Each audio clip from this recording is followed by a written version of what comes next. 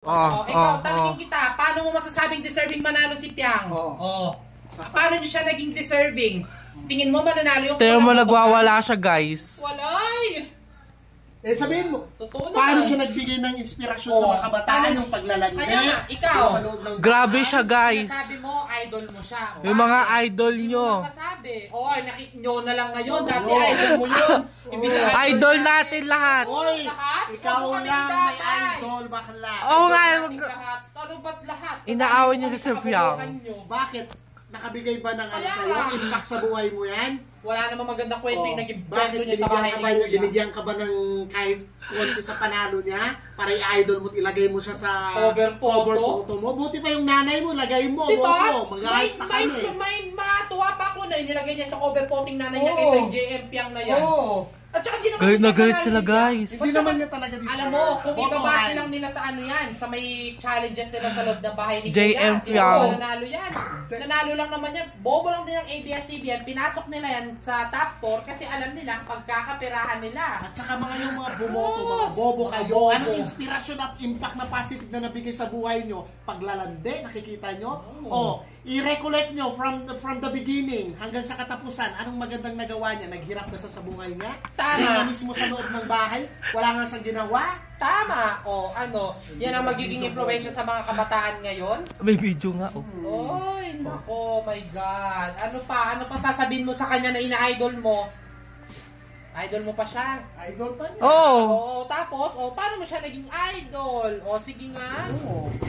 Paano mo siya naging idol? Sagutin mo nga. Sagutin mo nga. Kasi kung talagang tagahanga ka niya, alam mo ang kwento ng buhay niya. Ano nangyari sa kanya? Wala. Alam mo. Hindi mo naman alam. Tapos sasabihin mo sarili mo, avid fan ka niya. Ulul, electric fan ka lang. Ano yung mga tinuturo niya? Ano yung mga tinuturo niya sa mga bata? Yung above. Na walang kakwenta-kwenta. Above. Kung may mga nanonood sa kanyang 2 hanggang 3 taon na natututo palang magsalita, imbis na diretsong babae, matututunan lang, above. Bobo ata siya Si Piang, obob. Bobo Di siya babae, bobo Sus, bading yung mga ina-idolize mo, walang kakwenta-kwenta. Walang katorya-torya. Diyos ko, buti pang kwento na lang ng buhay ni nanay mo yung ina-idol mo, bading. Baka natuwa pa kami sa'yo ni ate. Baka pati kami naging fan. Naging fanatic na kami ng mama mo, kaysa sa walang kakwenta-kwentang mga tangina. Di ka nga kilala kung nabubuhay ka sa mundong to, kung nag-i-exist ka, idol mo, tapos i-cover photo mo. Parang tanga lang. Galit na galit sila kay Piang. Hindi kami galit bading. Ba't kami magagalit? Sinasabi lang namin yung realidad. Sinajustify lang namin ng realidad. Galit na galit sila kay Piang.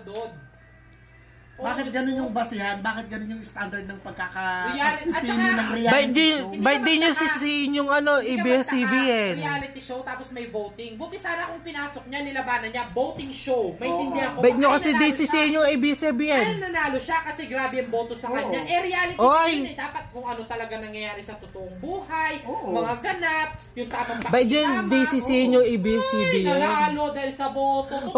Sinabi ng parents ni Kai, bakit pa kami magsasayang ng pera? Alam naman namin na malalaking influencer yung sumusuporta kay Piang. Oo nga naman, sila na hindi naman ganun na kariwasa ang buhay. Ba't sila magsasayang ng pera? Ay nako, hindi yan reality show, voting show. Voting show. Above. Pinoy Big Brother na yan. Above. Obob. Diba galit na galit sila sa above? Kasi yung nagpauso na obob. Obob, bobo hindi siya babae, bobo Galit na galit sila sa above. Ay nako, bading mga inaayos. Torya. Mag-comment na lang kayo. Comment talaga, mag-comment kayo. Wala kaming pakialam, totoo. Mag-comment na lang kayo sa sinasabi nila. And we live in a democratic country. Free speech is hindi pinagkakait. Mag-comment na lang kayo. Opinion namin to bading, ano magagawa mo? Di awayin nila kami sa comment section. Go! Bring it on! Keyboard warrior. Hindi sila natatakot. Talaga di kami matatakot. Takot sino ba sila? Nagpahayag sila na pag-support nila. Kinontra pa namin sila. Anong pakialam namin sa kanila? Wapen! Pag namin, di naman namin ina-idolize yung kabubuhan nila. Ba't kami, Ba't nagalit na galit kayo sa kanya? Sasabi mo pa, inaaway nila yung idol nating lahat. Huwag mong ilahat dahil hindi lahat bobo. Dahil mas Pero ininaaway niyo yung idol dahil mas namin. may iba pang deserving doon sa loob. O, pinatay niya. Hindi, ayaw, pinapatay niya. Ayaw niya. Takot. Takot. Oh, hindi ko pinapatay! Takot. Hindi ko pinapatay oh! Oh, hindi ko pinapatay oh! Pinapatay. Agaganyan mo. Hindi ko pinapatay! Bugot. Hindi ko pinapatay! Close mo yan, ha? Ayun na niyang Abab! abab. Bobo ka pala eh. Bobo, obo. Galit na galit sila guys! Babae, bobo, Abab! Piyang. O bigyan kita din ng pangalan. Kiyaw. Tompiang. Discourse. Patatawag nila yung sarili nila ng mga social media influencer. Ano na influencer nila maganda sa mga bata? Sa totoo lang, ang daming mga media influencer ng mga bobo. Nang walang kakwenta-kwenta. Walang kakwenta-kwenta. Kaya nakakapikot Gusto panoorin niyo yung mga isa-isahin content natin? creator nila. Gosh! Nakakapikot panoorin yung mga content nila na walang kakwenta-kwenta. Yung mga prank daw na, nagulat ako! Kala mo hindi scripted. Mga bobo. Ay nako. Tawagin nyo na lang na social media influencer yung sarili ninyo kapag meron na kayong magandang influence sa mga bata, sa mga kabataan na ahead na kayo sa henerasyon. Yes! Hindi yung self-proclaim kayo na social media influencer. Sayaw-sayaw ng kung ano-ano. Sayaw ng kalantungan. Dami din namang mga bobo. Naniniwala. Like, share.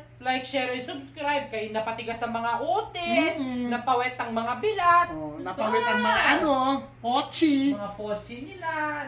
Kasi, nami-mirror nila doon yung mga kalantungan din ng mga mako, bading yung idol mo wala ka sense. Nanalo siya. Asan yung balato mo? Asan? Bigyan ka. Wala, dinilit yan Hindi. Wala. Asan balato mo? Hindi nga. Alam ka niya na nabubuhay ka, humihinga ka sa mundong ito. Hindi ka niya kilala. At saka i-idolize mo siya, ano napala mo sa kanya? Pinapatay pa niya Ano napala mo sa kanya? Kala ko. Kala mo takot kaming magsalita. Anong naging impact? Grabe sila abab! Ano naging impact na kwento niya ng buhay niya sa buhay mo para maging idol mo siya? Dapat, pag mamimili ka ng idol mo, yung merong magiging impact at magiging magandang influence May impact sa'yo. naman eh. Anong impact niya sa'yo? Natumigas yung mo. Tumigas yung titi mo. Natumigas nila ni JM. Oh my God. Kinilig! Yung titi mo, kinilig. Idol mo walang kakwenta-kwenta. Comment na lang kayo. Go! Bring it on! Comment na lang kayo guys. Talaga, wala kaming pakialam. Mga JM Fiang. JM Fiang, bubo. Comment na lang kayo sa kanila guys. Masado nilang inaano JM Fiang.